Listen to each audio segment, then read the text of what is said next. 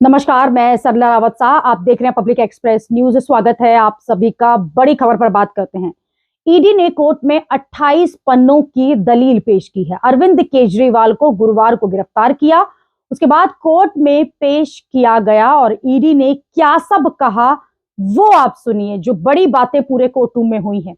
हमारी रिमांड याचिका में एक्साइज पॉलिसी केस का पूरा बैकग्राउंड शामिल है। पॉलिसी इस तरह से बनाई गई थी कि रिश्वत ली जा सके और रिश्वत देने वाले लोगों को यहां पर फायदा पहुंचाया जा सके। केजरीवाल इस पूरे घोटाले के सरगना हैं। केजरीवाल ने रिश्वत लेने के लिए कुछ खास लोगों को फायदा पहुंचाया है। अपराध की कमाई का इस्तेमाल और उस पैसे का इस्तेमाल कहां किया गया है, यह भी बताया है कि इस पैसे का इस्तेमाल आम आदमी पार्टी के गोवा चुनाव में किया गया।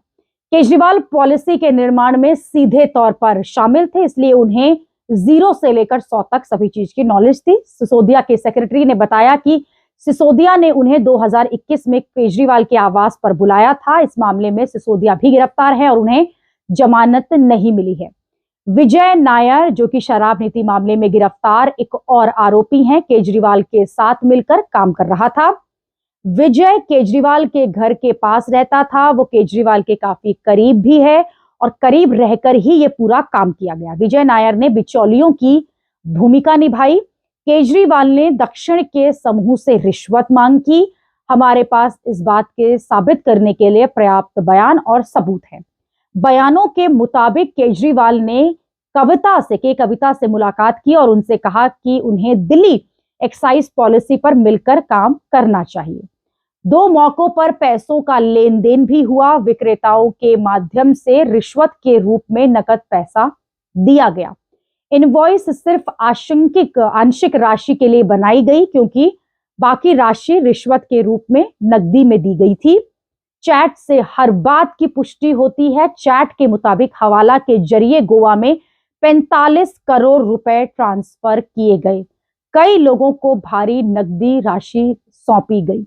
ये सब जो बातें आपने सुनी हैं, ये सभी कोर्ट में ईडी ने कही हैं। हालांकि पहले आम आदमी पार्टी के नेता लगातार ये कह रहे थे कि कोई सबूत नहीं है, कोई पैसा नहीं मिला है, ईडी हवाबाजी में केस बना रही है, उन्हें गिरफ्तार करना चाहती है और सेंटर यानी कि केंद्र सरकार के कहने पर यह सब कुछ हो रहा है। लेकिन अब ईडी ने जो बातें कोर्ट में कही हैं और बतौर ईडी जो साक्ष्य वो पेश कर रहे हैं, अगर ऐसा है तो अरविंद केजरीवाल और उनके साथी नेता इस मामले में बुरे फंसने वाले हैं।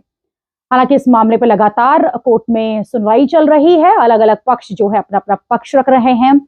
अरविंद केजरीवाल और उनके वकील का साफ कहना है कि केंद्र सरकार उन्हें फंसाना चाहती है, क्योंकि वो जानते हैं कि बीजेपी को अगर कोई टक्कर देता है तो वो आम आदमी पार्टी है, इसलिए उनके मुखिया को ही जानबूझ के फंसाया जा रहा है।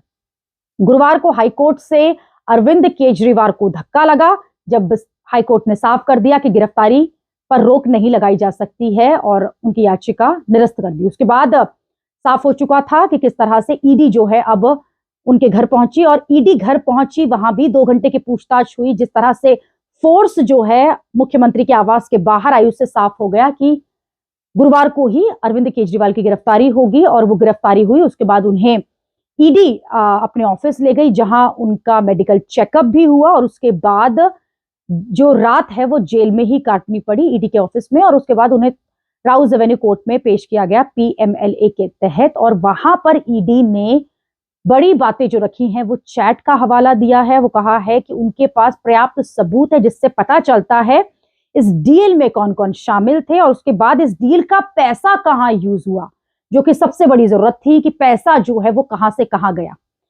हालांकि ईडी ने अपना पक्ष रख दिया है। अब इस मामले में क्या रिमांड मिलेगी, ये कुछ देर बाद पता चलेगा। अभी के लिए इतना ही। अगली खबर में आपसे फिर होगी मुलाकात। देश और दुनिया की खबरों के लिए आप देखते रहिए, आप जुड़े रहिए पब्लिक एक्सप्रेस न्यूज के साथ। धन्यवाद।